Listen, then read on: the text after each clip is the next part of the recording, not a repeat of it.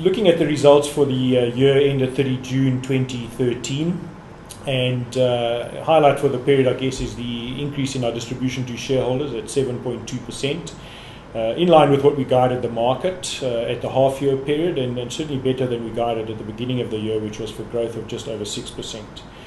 The business today comprises of three major areas. The South African property portfolio, comprised of 390 properties across the country, split into retail, office and industrial properties.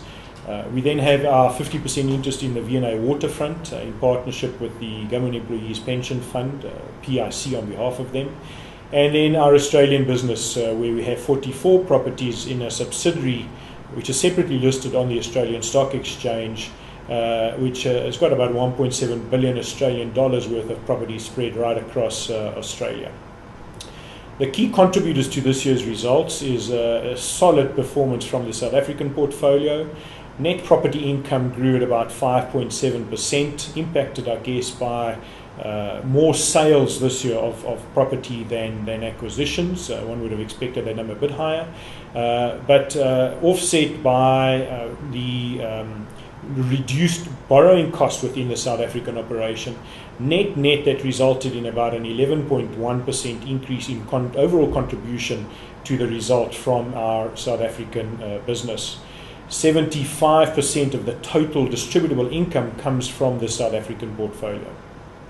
Australia had another good year. We had almost 40% increase in contributions from the Australian subsidiary, driven by acquisitions and acquisition activity in Australia. Another pretty active year for the Australian business, acquiring additional industrial properties and completing two major office developments, one in Sydney and one in just outside Brisbane. Australian business overall contribution looking pretty healthy, and we look to continue to support the Australian business from South Africa. V&A Waterfront increased its contribution to the bottom line, or the total distributable income, by about 6.5% year on year, reflecting a very solid underlying performance in the main from the retail portfolio. Retail sales remain very strong in the Waterfront, with year-on-year growth of over 16% in retail sales at the Waterfront. If you roll that forward a little bit and look at second quarter 2013 on second quarter 2012, over 19% increase in total turnover and sales at the V&A Waterfront. So a very strong contribution from the retail component at the V&A Waterfront. All up, I think a very satisfying result.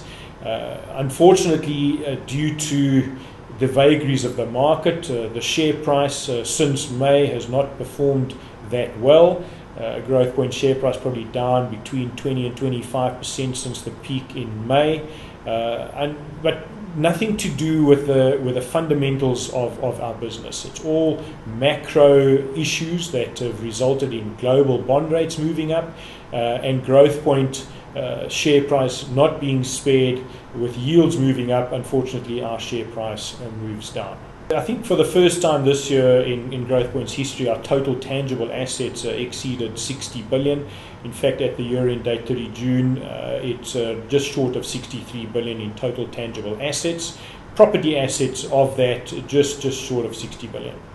That was impacted not only by the acquisition activity across the group throughout the year and the development capex that we spent, but also through quite a marked increase in the valuation of our portfolio, where the South African property portfolio was revalued upwards by in order of about 10%, about 3.7 odd billion rand increase in valuation, having quite a marked positive impact on our net asset value and our net asset value per share, which was up just over 20%. Now, NAV and NAV per share not that important for us. Very important for the banks and our funders when they look at the level of gearing within the group and the value of all of our third-party debt as a percentage of the asset value. That has come down quite considerably as a result of this increase in valuation, but also by the fact that we raised a considerable amount of new equity. For the year, we raised over 4 billion rand worth of new equity, and as at year end we sit with 2 billion rand worth of cash on the balance sheet. all positive for the NAV.